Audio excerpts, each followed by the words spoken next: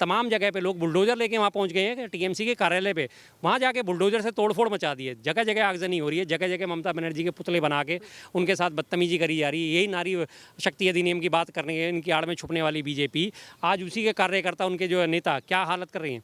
ममता बनर्जी का प्रतिरूप बना के और उनको धकाया जा रहा है, उनके पीछे बांस लगाया जा रहा है, और वो भी महिलाओं द्वारा, बीजेपी की महिला कार्यकर्ताओं द्वारा, सबसे बड़ी बात। और पुरुष कार्यकर्ता क्या कर रहे हैं कि वहाँ पे उनको ममता बनर्जी का रूप देके, चप्पल पहना के, उन्हें साड़ी पहना के और उनके गले में रस्सी डाल के और आगे वो मोदी का मुखौटा लगा के वो खींच रहे हैं। 27 लाख वोट आपने वो लोगों को वोट डालने से महरूम कर दिया। एक एक वोट कीमती है, एक एक वोट कीमती है। याद करिए अटल बिहारी वाजपेयी जी का कार्यकाल, एक वोट से सरकार गई थी ना, मायावती नहीं गिराई थी, एक वोट से गिराई किसी ने। मैं उस बात की नहीं जा रहा कि गिराई किसने, एक वोट से गिरी थी ना सरकार। तो यहाँ तो 27 लाख वोटर थे भाई साहब, 27 लाख वोटर को आपने वोट देने से वंचित कर दिया। तो फिर क्यों कर दिया आपने तो लोकतंत्र का चीरहरण तो यहीं कर दिया आपने सरेआम। और ऐसे में भ्रष्टाचार बने बैठे और भीष्म पितामह बने बैठे हमारा सुप्रीम कोर्ट और हमारी सरकार और हमारी संवैधानिक संस्थाएं सारी की सारी, सबने आंखों पे पट्टी बांध ली। द्रौपदी का चीरहरण होता रहे, हम सरकार के आगे नतमस्तक हैं। कटप्पा जो है क्या करे, बाहुबली को मारना जरूरी है क्योंकि राजमाता का आदेश है। वही वाली बात दिखा रहे हैं ना आज ये। सुप्रीम कोर्ट भी क्या कह रहा है, क्या संज्ञान लिया सुप्रीम कोर्ट ने, कोई बात नहीं, इस बार वोट नहीं डाला तो कोई बात नहीं, अगली बार डाल लेना। ये बात कहने की होती है, सुप्रीम कोर्ट के वर्ड हैं क्या, इस बार वोट नहीं डाला तो अगली बार डाल लेना। और यार हद कर दी, 27 लाख वोटर जो है अपनी मन मुताबिक सरकार नहीं चुन सकते, आप उनका जो है अधिकार छीन रहे हो और फिर कह रहे हो अगली बार डाल लेना। क्या तरीका है ये। ममता बनर्जी ने कुछ दिनों पहले कहा कि वे मुख्यमंत्री के पद से इस्तीफा नहीं देंगी, और अब भारतीय जनता पार्टी के तमाम लोग ये मांग कर रहे हैं ममता बनर्जी को तुरंत बर्खास्त किया जाए, ममता बनर्जी को जेल में डाला जाए, तभी बंगाल के लोगों के साथ इंसाफ होगा, न्याय होगा। मेरे साथ शर्मा जी हैं, आप बताइए शर्मा जी, ममता बनर्जी और अभिषेक बनर्जी को जेल में डालना कहां तक उचित है, और लगातार इसकी मांग की जा रही है। मांग हो सकती है लेकिन उचित तो नहीं है ना। किस आधार पे आप डालेंगे, क्या है वजह, क्या है आपके डालने की, क्या है ऐसा? गुंडागर्दी कर रही हैं, गुंडागर्दी वो कर रही है, गुंडागर्दी बीजेपी वाले कर रहे हैं। आपने तमाम वीडियोज आप देखे होंगे, सोशल मीडिया पे सर्कुलेट हो रहे हैं। मेन मीडिया चैनल तो कोई दिखाएगा ही नहीं क्योंकि वो तो घोषित हो चुका है गोदी मीडिया। बाकी आप चैनल्स पे देखिए, तमाम जगह पे लोग बुलडोजर लेके वहाँ पहुँच गए हैं कि टीएमसी के कार्यालय पे, वहाँ जाके बुलडोजर से तोड़फोड़ मचा दी है। जगह जगह आगजनी हो रही है, जगह जगह ममता बनर्जी के पुतले बना के उनके साथ बदतमीजी करी जा रही है। यही नारी शक्ति अधिनियम की बात करने के इनकी आड़ में छुपने वाली बीजेपी आज उसी के कार्यकर्ता, उनके जो नेता क्या हालत कर रहे हैं। ममता बनर्जी का प्रतिरूप बना के और उनको धकाया जा रहा है, उनके पीछे बांस लगाया जा रहा है, और वो भी महिलाओं द्वारा, बीजेपी की महिला कार्यकर्ताओं द्वारा, सबसे बड़ी बात। और पुरुष कार्यकर्ता क्या कर रहे हैं कि वहाँ पे उनको ममता बनर्जी का रूप देके, चप्पल पहना के, उन्हें साड़ी पहना के और उनके गले में रस्सी डाल के और आगे वो मोदी का मुखौटा लगा के वो खींच रहे हैं। आपने देखी होंगी वीडियो, हर कोई देख रहा है आज की डेट में। जगह जगह आगजनी हो रही है, जगह जगह तोड़फोड़ हो रही है, मारपीट हो रही है। उसी तरफ एक और जो है नेता जो है टीएमसी की, वो जा रही हैं और दूसरा व्यक्ति उनके साथ साथ चल रहा है, उन्हें बदतमीजी करता चल रहा है। और सुरक्षा बल खड़े होकर मूक दर्शक बने देख रहे हैं। इन सुरक्षा बलों की तैनाती इसलिए करी गई थी ताकि चुनाव के बाद में कोई हंगामा ना हो, किसी भी किस्म के लड़ाई झगड़े ना हो। लेकिन आज उन्हें खुली छूट दी गई है कि बीजेपी वाले गुंडों को बिल्कुल फ्री हैंड दे दिया गया, जो करना है करो, कोई कुछ नहीं कहेगा। सुरक्षा बल आराम से टहलते हुए चल रहे हैं और किसी के साथ, उन्हीं के सामने मारपीट हो रही है, किसी को रोकने को टोकने को तैयार नहीं हो रहे। वो एनआईए वाले पहुंच जाते हैं वहां पर मतदान करवाने के लिए, लेकिन जिस प्रकार से हत्या कर दी जाती है, शुभेंदु अधिकारी जो पीए हैं, पीए थे, अब तो इस दुनिया में नहीं है, लेकिन क्या कुछ होता है, मामला ठंडे बस्ते में चला जाता है, हो हल्ला ज़्यादा नहीं होता। देखिए, हो हल्ला तो हो रहा है। पीए की जो हत्या हुई है वो तो अभी जांच का विषय है, किस लोगों ने करी। लेकिन अभी से नैरेटिव ये फैलाना शुरू कर दिया कि टीएमसी के गुंडों ने करी है। अभी से नैरेटिव हर जगह यही चल रहा है कि टीएमसी के कार्यकर्ताओं ने या गुंडों ने उनकी हत्या करी है। अभी जांच का विषय है, जांच में क्या निकलता है क्या नहीं निकलता है, ये बात की बात है। और ये जो भविष्य के गर्भ में क्या होगा। लेकिन जो गुंडागर्दी आज देखने को मिल रही है, उनको चक्कर एक तरफ किनारे भी रख दिया है, तो वो तो पीए थे, इसलिए उनका मामला उछल गया। आम जनता के साथ क्या व्यवहार करा जा रहा है, क्या सलूक करा जा रहा है, लोगों के घर जो है वो भगवा पेंट करे जा रहे हैं। भाई किसी ने अपने घर पे हरा रंग कर रखा है, किसी ने सफ़ेद कर रखा है, किसी ने गुलाबी कर रखा है, उनको भगवा पोता जा रहा है, ज़बरदस्ती पोता जा रहा है, भगवा दिखाने के लिए कि अब तो हमारी सरकार आ गई, अब तुम्हारी ऐसी की तैसी। साफ साफ माँ बहन की दुनिया भर की गालियों का तो इस्तेमाल करा ही जा रहा है। ये तो मैं बोल ही नहीं सकता यहाँ पे चैनल पे। तो जो देखने को मिल रहा है, गुंडागर्दी सरेआम चल रही है वहाँ पे। बीजेपी को खुली छूट दे दी है बीजेपी वालों ने कि जाइए आप अपने मन की जितनी भड़ास है वो सब निकाल लीजिए। और वो बात कर रही हैं आज, वो ममता बनर्जी को जेल में डालने की बात कर रही हैं। आरजी घर में जो दुखद था, वो बिल्कुल दुखद था, लेकिन उस दुखद के बाद ये तो देखिए कि कितनी जल्दी एक्शन हुआ था। मैं यहाँ कोई तारीफ नहीं करूँगा, मैं यहाँ कोई पक्षपात नहीं करूँगा। 48 घंटे के अंदर वो आरोपी पकड़ा गया था, उसके ऊपर मुकदमा ही चलाया गया, सब काम हुए उसके, बिल्कुल प्रॉपर तरीके से काम हो रहा था। जो एक सरकार का कर्तव्य बनता है वो कर्तव्य पूरा करा गया था। लेकिन आज फिर भी उसकी माता जी कह रही हैं कि ममता बनर्जी को जेल में होना चाहिए। अगर इस तरह से मुख्यमंत्री अगर किसी के बलात्कार के लिए जिम्मेदार हैं, तो सबसे ज़्यादा बलात्कार कहाँ होते हैं? उत्तर प्रदेश में सबसे ज़्यादा बलात्कार कहाँ होते हैं, महाराष्ट्र में सबसे ज़्यादा बलात्कार कहाँ होते हैं, मध्य प्रदेश में सबसे ज़्यादा टॉप पे नंबर 1 जो है एनसीआरबी के डाटा के अनुसार राजस्थान बलात्कार में राजस्थान आया। दूसरे नंबर पे महिलाओं के साथ छेड़खानी और अत्याचार में यूपी टॉप पे आया। तो फिर तो इनके मुख्यमंत्री को भी इस्तीफा देना चाहिए। वहाँ तो अनेकों ऐसी घटनाएं हुई, हरियाणा के मुख्यमंत्री को भी इस्तीफा देना चाहिए था। मनीषा वाल्मीकि हत्याकांड हुआ था, आपको याद ही है, बिल्कुल निर्भया की तर्ज पर हुआ था। जैसे निर्भया के साथ निर्दयता करी गई थी वैसी इसके साथ करी गई थी, और उसके बावजूद भी वहाँ पे क्यों नहीं दिया उन लोगों ने इस्तीफा, क्यों उन लोगों को जेल में डाला नहीं गया। अंकिता भंडारी हत्याकांड उत्तराखंड में सारे सबूत मिटा दिए गए, होटल पे बुलडोजर चला दिया गया ताकि फॉरेंसिक सबूत इकट्ठे ना करे जा सके। तो वहाँ के मुख्यमंत्री को जेल में क्यों नहीं डाला गया। तो किस तरह की बातें कर रहे हैं आप, सिर्फ एक पार्टी को फ़ायदा पहुँचाने के लिए और एक पार्टी की चाटुकारिता करने के लिए आपने अपने ईमान को भी ताक पे रख दिया। अखिलेश यादव ने मुलाकात की है ममता बनर्जी से, और अखिलेश यादव ने कहा कि आप हारी नहीं हैं, आपको हराया गया है। आखिर हराया किसने है, सिस्टम ने हराया या ईवीएम ने हराया? ईवीएम भी तो सिस्टम का हिस्सा है। सिस्टम का मतलब हम किस चीज़ से लगाते हैं, सिस्टम का मतलब सरकार है, सिस्टम का मतलब चुनाव आयोग एक तरीके से बोल सकते मैं वही मैं कह रहा हूँ, सिस्टम, ये सारे सिस्टम में ही तो काम करते हैं, नीचे से ऊपर तक कहीं ना कहीं। हैं। आज़ाद है सर, आज़ाद कहने को आज़ाद है वो, लेकिन वो पूरी तरह बीजेपी की गुलामी पे उतारू है, पूरी तरह बीजेपी की गुलामी पे उतारू है। अब जब अभिषेक बनर्जी कह रहे हैं भाई हमें फुटेज दीजिए, फुटेज क्यों नहीं दे रहा वो, लाइव करिए। अब अखिलेश यादव जी ने भी बोला फुटेज सार्वजनिक कर दीजिए, लाइव कर दीजिए सबके लिए फुटेज, क्यों नहीं कर रहे वो। 45 दिन की समय सीमा अभी तो खत्म नहीं हुई ना। पिछली बार भी ये मुद्दा उठाया गया था लोकसभा चुनाव के टाइम भी, तब कहा था कि आपने तो 45 दिन बाद आपने आके क्यों बोला। अब तो 45 दिन छोड़ो, 45 घंटे भी नहीं हुए तभी बोलना शुरू कर दिया, अब आप क्यों नहीं दे रहे। लेकिन आपको लिखित में दे सकता हूँ भाई साहब, बिल्कुल ये चुनाव आयोग जारी नहीं करेगा फुटेज, और साफ साफ अभी उसमें टेक्निकल ग्लिच लगाया जाएगा, कभी कुछ आवेदन ढंग से नहीं दिया, एफिडेविट नहीं लगाया, ऐसा नहीं करा वैसा नहीं करा, और उसके बाद वो कुछ ना कुछ हिला हवाली देके उसको मना कर देगा। उसके बाद इनके पास रास्ता क्या बचेगा कि सुप्रीम कोर्ट जाओ। सुप्रीम कोर्ट जाने का रास्ता इनका मई इसी चीज़ में निकल जाएगी। जून से सुप्रीम कोर्ट में ग्रीष्मावकाश शुरू होने वाला है, सुप्रीम कोर्ट में एप्लीकेशन लगेगी, ग्रीष्मकाल अभी जो अवकाश शुरू हो जाएगा, वहाँ इसको जो ठंडे बस्ते में डाल दिया जाएगा। इतने दिन में 45 दिन की समय सीमा जो है वो 1.5 महीना कोई ज़्यादा नहीं है, खत्म हो जाएगी। 4 मई से 4 जून और 4 जुलाई आने से पहले पहले सुप्रीम कोर्ट खुलने वाला नहीं है, जुलाई फर्स्ट वीक में सुप्रीम कोर्ट खुले, मामला खत्म, गया ठंडे बस्ते में, और करते रहिए शोर शराबा, कुछ नहीं होने वाला। सिस्टम की क्या है, तो टोटल हर तरह से वो फेलियर है। अब कम से कम विपक्ष को इस बात को समझ में आ रहा है कि गठबंधन जो था इंडिया गठबंधन, उससे अलग चलना कितना नुकसानदेह साबित हो। ममता बनर्जी ने भी एकला चलोगी नीति अपनाई थी, आज उन्हें एहसास हुआ ना इसी चीज़ का। ममता बनर्जी ने कितनी बार कितने महत्वपूर्ण मुद्दों पर, कितने महत्वपूर्ण बिंदुओं पर सदन में अपने सांसदों को अनुपस्थित रहने का कहा, अनुपस्थित रहे, और बीजेपी अपने विधेयक पास कराने में सफल रही। तो आज उन्हें एहसास हुआ ना कि कितनी गलती मैंने करी, अब उन्हें पता चलेगा। जब उत्तर प्रदेश में विधानसभा चुनाव हुए थे, अखिलेश यादव को करारी हार का सामना करना पड़ा था, आपने एक डेटा सामने लाया था, और उस डेटा के जरिए आपने बताया था कि चुनाव आयोग करप्ट है, चुनाव आयोग बेईमानी करवाता है। बंगाल को लेकर के कोई डेटा है आपके पास? बंगाल का डेटा ही क्या 2 दिन के अंदर आने वाला है सर, अभी पूरा डेटा सार्वजनिक नहीं हुआ ना। मैं भी तो सार्वजनिक जब होगा उसका इलेक्शन कमीशन की साइट पे भी नहीं डाला, अभी तो अपलोड भी नहीं हुआ। लेकिन मोटा मोटा डेटा के अगर हम खंगालें तो हार कितनी है, 32 लाख वोटों से अंतर से, दोनों के वोट परसेंटेज में 32 लाख वोटों का फर्क है। 27 लाख वोटर को आपने वोट ही नहीं देने दिया। 27 लाख वोटर तो वोट देने से ही हमसे वंचित कर दिए, 5 लाख वोटर तो इधर उधर हो भी सकते हैं। तो वो 27 लाख वोटर कम से कम 27 दूनी 54 सीटों पे तो वो कम से कम फर्क डाल सकते थे। 50-50 हज़ार वोट भी इधर उधर होता तो 27 दूनी 54 सीटों पे तो असर पड़ता। उसे और भी हम कम कर लेते हैं, जैसा ममता बनर्जी कह रही है करीब 100 सीटों पर हमें हराए, और हर एक में हार जीत वही 15-20-25 हज़ार का अंतर है। वही 30-30 हज़ार वोट की आप एवरेज निकाल लें तो 27 हज़ार वोट तो हो गए आपके। 100 सीटों के हिसाब से 27 हज़ार वोट हो गए, तो वही वोट आपके गणित सीधा सीधा सामने आ रहा है। इतने वोट करे, इतने वोटों से हार हो रही है, तो ये तो गणित बिल्कुल सीधा है। बाकी बचा हुआ गणित भी मेरे काम चल रहा है, 2-4 दिन के अंदर मैं वो भी निकाल के लाऊंगा। कहा जा रहा है कि ममता बनर्जी ने जो बयान दिया कि इस्तीफा नहीं देंगी मुख्यमंत्री के पद से, वो कहाँ तक ठीक है? देखिए, ये उन्होंने बयान तो दिया है, लेकिन ये पॉसिबिलिटी है नहीं, किसी भी किस्म से संवैधानिक तरीके से संभव नहीं है।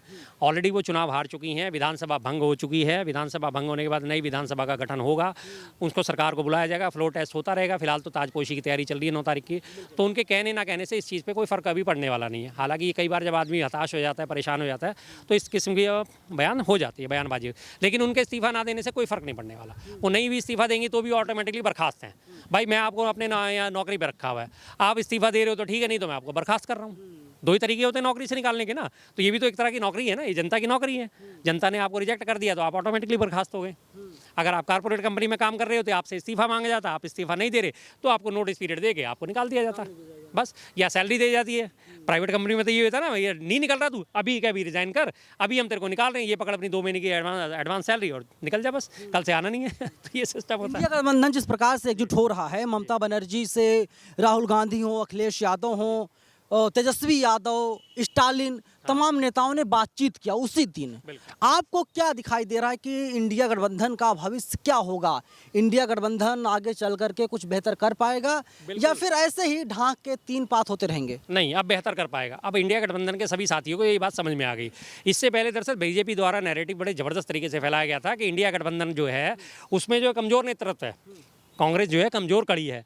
कांग्रेस कमज़ोर दिखाने के लिए ममता बनर्जी को हाइप दी जाती थी, अरे ममता बनर्जी तो इंडिया गठबंधन का बहुत अच्छा चेहरा हो सकती हैं, नीतीश जी बहुत अच्छा चेहरा हो सकते हैं, स्टालिन को मिलना चाहिए, ऐसे ऐसे लोग हैं। तो ममता बनर्जी कहाँ थी? पश्चिम बंगाल से बाहर उनका प्रभाव नहीं था, लेकिन लोगों के दिमाग में ये बात बैठनी शुरू की, अरे ममता जी को प्रतिनिधित्व मिलना चाहिए। उसके बाद नीतीश जी को आगे कराया जाता। नीतीश जी तो सीधा सीधा प्रधानमंत्री पद की मांग कर रहे थे, प्रधानमंत्री पद मुझे दे दिया जाए और प्रधानमंत्री का मैं उम्मीदवार हूँ। जबकि सांसद कितने उनके पास? 12 या 16 सांसद गिनती हैं। है क्या उनके पास? आज सबसे बड़ी पार्टी जो है वो कांग्रेस ही है, और बीजेपी को सबसे बड़ा खतरा जो है वो कांग्रेस से ही है। वो जानती है कि कांग्रेस को अगर हम कमज़ोर कर देंगे तो हमारे लिए कोई खड़े होने वाला नहीं हमारे सामने, और ये इस बात के सबूत सबके सामने। आम आदमी पार्टी वो खत्म, नीतीश जी वो खुड्डे लाइन लग गए, ममता बनर्जी को उन्होंने निपटा दिया। उसके बाद वहाँ पे जहाँ पे महबूबा मुफ्ती है जम्मू कश्मीर में, उन्हें निपटा दिया। शिरोमणि अकाली दल उन्होंने निपटा दिया। आरजेडी को उन्होंने ख़त्म कर दिया। बीआरएस को उन्होंने ख़त्म कर दिया। तमाम क्षेत्रीय पार्टियों को धीरे धीरे वो निकल गए। बीजू जनता दल हुआ करता था, उसे ख़त्म कर दिया। सबने देख लिया आपके सबके सामने। तो अब उसे सबसे बड़ा खतरा सिर्फ कांग्रेस की एकजुटता से है, और बाकी पार्टियों को ये बात समझ में आ गई। दे रहा है लेकिन दुरुस्त है, चलिए कोई बात नहीं, अच्छे आए। अब बाकी पार्टियों को समझ के चलना पड़ेगा कि हमारा जो रथ का सारथी है, हमारा जो लीड करने वाली है, वो सिर्फ कांग्रेस ही है, और कांग्रेस ही इस बात को कर सकती है। आज भी सबसे ज़्यादा चौथे राज्य में हमारी सरकार बनने जा रही है केरल में। कांग्रेस, जाहिर सी बात है, बीजेपी के बाद कांग्रेस ही सबसे बड़ी है, जिसके पास 4 राज्य होंगे। अगर हेरा फेरी नहीं होती हरियाणा चुनाव में तो 5वां भी होता, राजस्थान में नहीं होती तो 6ठा भी होता, कोई बात नहीं। लेकिन ऐसे सिस्टम है, जो सिस्टम है वो चलेगा। और वहाँ भी हम गठबंधन में आने वाले हैं टीवीके के साथ। 5 ही विधायक सही हमारे, लेकिन 5 तो हैं। हम सरकार में अपने प्रतिनिधित्व दे रहे हैं, वो हमें 1 मंत्री पद की ऑफर भी कर चुके हैं। लेकिन बड़ी बात यह है ना सर कि एक बात कही जा रही है कि ममता बनर्जी हार गई चुनाव, कांग्रेस के लिए अच्छा हुआ। स्टालिन चुनाव हार गए, कांग्रेस के लिए बेहतर है। कांग्रेस को अभी मौका मिल गया है कि देखो, भाजपा को सिर्फ कांग्रेस रोक सकती है और कोई अन्य दूसरी पार्टी नहीं। बीजेपी की तरह कांग्रेस पार्टी भी रीजनल पार्टियों को खत्म करना चाहती है। नहीं, खत्म नहीं करना चाहती, ये निकले सब कांग्रेस से हैं। तृणमूल कांग्रेस भी तो कांग्रेस से निकली है। बाकी तमाम पार्टियों के अगर आप देखें तो सब कांग्रेस से निकले हुए हैं, सब कांग्रेस से ओरिजिनेट हैं सारे के सारे। तो इसमें कोई ऐसी दो राय वाली बात नहीं है कि इसमें खुशी वाली बात नहीं। खुशी अगर हम सोचे तो ये गलत है। इसमें सबसे बड़ी बात है लोकतंत्र की हत्या हुई है, हमें उसकी चिंता है, खुशी की चिंता नहीं है हमें खुशी किसी बात की नहीं है। पार्टियां मजबूत थी, मजबूत रह के वो लड़ती, मजबूत रह के वो काम करती तो बहुत अच्छा लगता। लेकिन उन पार्टियों को कमज़ोर करने का काम पार्टियों ने स्वयं करा, अपने आप को कमज़ोर करने का काम। उन्होंने इंडिया गठबंधन के नेता के तौर पर राहुल गांधी जी को अस्वीकार्य करा। उन्हें लगा कि नहीं, राहुल गांधी लीड नहीं कर सकते। लेकिन राहुल गांधी जी की एक एक बात आज देख लीजिए सच साबित होती नजर आती है आपको। उन्होंने पहले कहा था कि ममता बनर्जी जो है पश्चिम बंगाल में बीजेपी के लिए रास्ता खोल रही हैं, और ये बात उन्होंने क्यों कही थी? क्योंकि पीछे के जो तमाम विधेयक जब उसमें ममता बनर्जी के सांसद अनुपस्थित रहे थे तो उन्होंने इस बात को भांप लिया था कि आने वाले टाइम में नुकसान पहुंचाने वाली हैं। आज उन्होंने रास्ता खोल लिया तो आज वो परेशान है। अगले 10 महीने के भीतर, अगले 10 महीने के भीतर उत्तर प्रदेश में चुनाव होने जा रहे हैं। क्या देखते हैं आप मायावती जी की भूमिका, अखिलेश यादव की भूमिका, राहुल गांधी की भूमिका? देखिए जी, अच्छा है, यूपी में चुनाव होने वाले हैं। यूपी में इस बार बीजेपी जानी चाहिए, वरना यूपी नहीं रहेगा। और सिर्फ यूपी से नहीं लगता है आपको, क्या लगता है 24 में तो बहन जी आई नहीं या लाया नहीं गया, जो भी है सबका अपना अपना मत है। आपको क्या लगता है 27 में क्या होगा? लेकिन 27 में क्या होने वाला है, बसपा कहीं अब जमीन पे है नहीं। बसपा का कैडर जो था, कैडर वोट है, वो बहुत सिमट चुका है। मायावती जी जो हैं वो बीजेपी के हाथों खेल रही हैं। मैं साफ कहता हूँ बीजेपी के हाथों खेल रही हैं। उनके समझ भी है ना, उनके पास अभी भी है। लेकिन आपने कभी उनको मोदी जी की बुराई करते देखा? मोदी जी की नीतियों पे सवाल उठाते देखा? बीजेपी के खिलाफ बात करते हुए देखा? उन्होंने एक घोषित तौर पे बीजेपी के सामने सरेंडर कर रखा है। तो बसपाई बोलते हैं कि राहुल गांधी ने क्या कर लिया, अखिलेश ने क्या कर लिया मोदी खिलाफ बोल करके? क्या कर लिया? अखिलेश आज 37 सीटें बैठे हैं यूपी में। 37 सीट लेके बैठे हैं, कांग्रेस आज 99 सीट लेके बैठी है। आज उनको रोक रखा है। ब्रॉडकास्ट बिल उन्होंने विरोध में लगातार अखिलेश जी ने विरोध करा, सबने करा। ब्रॉडकास्ट बिल वापस करवाया, किसान आंदोलन हुए, किसान बिल वापस करवाया, अधिवक्ता अधिनियम लेके आए थे वो वापस करवाया। कितनी जगह तो बीजेपी को बैकफुट पे आने पे मजबूर करा। जातिगत जनगणना की मांग लगातार कांग्रेस द्वारा करी जाती थी, पीडीए का हवाला देकर अखिलेश जी द्वारा बात करी जाती थी। बीजेपी को मजबूर करा ना, जातिगत जनगणना के लिए बीजेपी राजी हुई ना। उसके बाद उन्होंने क्या प्रचारित करना, हमने तो इनसे मुद्दा छीन लिया, हमने इनको कांग्रेस को या विपक्ष को मुद्दा विहीन कर दिया। अरे कर दो आप मुद्दा विहीन, लेकिन हमने जो जनता की बात उठाई थी वो तो साबित हुई ना। जातिगत जनगणना के लिए आप देर से ही लेकिन तैयार तो हुए ना। तो क्या नहीं करा हमने, आज उन्हें हमने रोक रखा है, वरना वो तो संविधान की हत्या करने चले थे। अब की बार 400 पार, और उनके नेताओं के बड़बोले नेताओं के बयान, 1 दर्जन से ज़्यादा नेताओं के बयान आपने सुने ही होंगे कि हमें इस बार 400 पार करा दो, हम सारा संविधान ही बदल देंगे। लेकिन संविधान की रक्षा करी ना, जब उन्होंने खिलाफत करी तो संविधान की रक्षा करी। मायावती जी का बयान दिखा दीजिए एक बार भी, नहीं है। क्योंकि मायावती जी को मैं साफ कहता हूँ, देखिए आप बामसेफ न्यूज़ से आपके जो सपोर्टर्स हैं, मायावती जी के बहुत सारे सपोर्टर्स हैं, लेकिन उन्हें ये बात बुरी लगेगी। लेकिन मायावती जी की जो हाथी पार्क की फाइलें हैं वो दबी हुई हैं। इधर से उन्होंने बोला, इधर से फाइलों का मुंह खुला। मायावती जी कभी भी खुल के विरोध ही नहीं करती। मोदी जी की सैकड़ों नीतियां जिनका विरोध करना चाहिए। आज दलितों के ऊपर इतना अत्याचार हो रहा है, मायावती जी का कहाँ बयान है, मायावती जी का कहाँ प्रदर्शन है। दलितों को बैठा के उनको सिर घोड़ी चढ़ने के ऊपर उनके ऊपर गोली मार दी जाती है, उनको बैठा के उनके सिर मूंड के उनके ऊपर पेशाब कर दिया जाता है। मायावती जी मौन रहती हैं, क्यों मौन रहती हैं वो? उन्हीं की बात आप करने वाली थी ना, आप उसी दबे कुचले वर्ग की बात करती थी आप, तो ऐसे मौके पे आप क्यों मौन होती हैं? तो मतलब इंडिया गठबंधन में मायावती की कोई ज़रूरत नहीं है। फिलहाल तो ऐसा कुछ नज़र नहीं आता। उनके पास अब सीट तो बची नहीं कहीं भी, और उनके पास जो उनका प्रभाव बहुत सीमित हो चुका है। अगर जब तक वो मुखर होकर वापस नहीं आती, जो तेवर उनके शुरुआती तेवर थे, अगर उन्हीं तेवर को लेके वो वापस आती हैं तो मायावती जी भी बहुत बड़ी हस्ती हैं, बहुत बड़ा। 9 तारीख की रैली में कहा कि हर हाल में उत्तर प्रदेश में सरकार बनाने जा रही हैं और 5वीं बार उत्तर प्रदेश की मुख्यमंत्री बनेंगी। 4 बार मुख्यमंत्री रह चुकी हैं। अच्छी बात है, बनिए, कोई दिक्कत नहीं। इसमें सबके पास अपना इतना कॉन्फिडेंस होना चाहिए। मैं इस बात में सहमत हूँ। कभी भी आप मैदान में उतरते हो तो मैदान में उतरने से पहले आपके पास ये कॉन्फिडेंस होना चाहिए कि मैं जीतूंगा। आप बहुत पतले दुबले हैं, मैं भी बहुत पतला दुबला हूँ, और सामने हमारे बहुत मोटा पहलवान है। लेकिन अगर हम पहले से सोच जाएंगे यार इससे तो हम लड़ेंगे तो हम तो पिट के ही पक्का आएंगे, तो हम कभी भी नहीं जीत सकते। जब हम अपना मनोबल मजबूत करके मैदान में उतरेंगे, कुश्ती के मैदान में उतरेंगे या किसी भी किस्म से चीज़ से मुकाबला करने में उतरेंगे, तो जाहिर सी बात है हमारा मनोबल बढ़ेगा तो हम जीत भी सकते हैं। इसमें कोई दो राय नहीं। 2047 तक भाजपा रहेगी, मोदी जी ने बोला है। तो कहा कि वैकेंसी नहीं है प्रधानमंत्री के लिए। और अमित शाह जी ने बाकायदा सदन में बोला, अखिलेश बाबू परेशान मत होइए, 2027 में आप चुनाव नहीं जीतोगे। मतलब उन्होंने पहले से बता दिया है, फिर काहे के लिए लोग मेहनत कर रहे हैं इतना? नहीं, वो सब करेंगे, उनका कहना स्वाभाविक है। उन्हें पता है कि ज्ञानेश कुमार हमारे साथ अभी 29 तक बने हुए हैं। ज्ञानेश कुमार का कार्यालय 29 से 30 तक अभी मौजूद है, और उनके ऊपर कोई कार्रवाई भी नहीं करी जा सकती। तो वोट चोरी के जितना अहंकार, पहले राजीव कुमार को कहा, फिर ज्ञानेश कुमार गुप्ता जी बोल रहे हैं। आप क्यों ना बोलें साहब, जब उन्होंने काम ही ऐसे करें। 27 लाख वोट आपने वो लोगों को वोट डालने से महरूम कर दिया। एक एक वोट कीमती है, एक एक वोट कीमती है। याद करिए अटल बिहारी वाजपेयी जी का कार्यकाल, एक वोट से सरकार गई थी ना। मायावती नहीं गिराई थी, एक वोट से गिराई किसी ने। मैं उस बात की नहीं जा रहा कि गिराई किसने, एक वोट से गिरी थी ना सरकार। तो यहाँ तो 27 लाख वोटर थे भाई साहब। 27 लाख वोटर को आपने वोट देने से वंचित कर दिया, तो फिर क्यों कर दिया आपने तो लोकतंत्र का चीरहरण तो यहीं कर दिया आपने सरेआम। और ऐसे में धृष्टाष्ट्र बने बैठे और भीष्म पितामह बने बैठे हमारा सुप्रीम कोर्ट और हमारी सरकार और हमारी संवैधानिक संस्थाएं सारी की सारी, सब ने आंखों पे पट्टी बांध ली। द्रौपदी का चीरहरण होता रहे, हम सरकार के आगे नतमस्तक हैं। कटप्पा जो है क्या करे, बाहुबली को मारना जरूरी है क्योंकि राजमाता का आदेश है। वही वाली बात दिखा रहे हैं ना आज ये। सुप्रीम कोर्ट भी क्या कह रहा है, क्या संज्ञान लिया सुप्रीम कोर्ट ने, कोई बात नहीं, इस बार वोट नहीं डाला तो कोई बात नहीं, अगली बार डाल लेना। ये बात कहने की होती है, सुप्रीम कोर्ट के वर्ड हैं क्या, इस बार वोट नहीं डाला तो अगली बार डाल लेना। और यार हद कर दी। 27 लाख वोटर जो है अपनी मन मुताबिक सरकार नहीं चुन सकते, आप उनका जो है अधिकार छीन रहे हो और फिर कह रहे हो अगली बार डाल लेना। क्या तरीका है ये? अच्छा, जब इंदिरा गांधी प्रधानमंत्री हुआ करती थी तो इंदिरा गांधी बाकायदा पूरी प्लानिंग के तहत जो है कि सुप्रीम कोर्ट को अपने कब्जे में करना चाह रही थी। तमाम जज खिलाफ हो गए इंदिरा गांधी के और वो बिल पास नहीं हो पाया। क्या अघोषित तौर पर सुप्रीम कोर्ट को मोदी सरकार ने कब्जे में कर लिया है? पूरी तरह अघोषित क्या, घोषित तरीके से कहता हूं मैं तो। मुझे इस बारे में कोई शक नहीं है, कोई दो राय नहीं है। मैं तो साफ कहता हूं, सुप्रीम कोर्ट के आप तमाम फैसले उठा के देख लीजिए, कोई भी फैसला सरकार के खिलाफ आया है? सुप्रीम कोर्ट की टिप्पणी जो होती हैं वो सरकार के खिलाफ आती हैं। टिप्पणी जरूर आएगी, लेकिन फैसला जो लिखित में होगा वो सरकार के खिलाफ कभी नहीं आता। चाहे आप देख लीजिए अनिल मसीह का मसला, मैं आपको बताता हूँ, चुनाव चोरी से संबंधित था, चंडीगढ़ मेयर चुनाव। सुप्रीम कोर्ट ने क्या कहा, ये व्यक्ति सलाखों के पीछे होना चाहिए।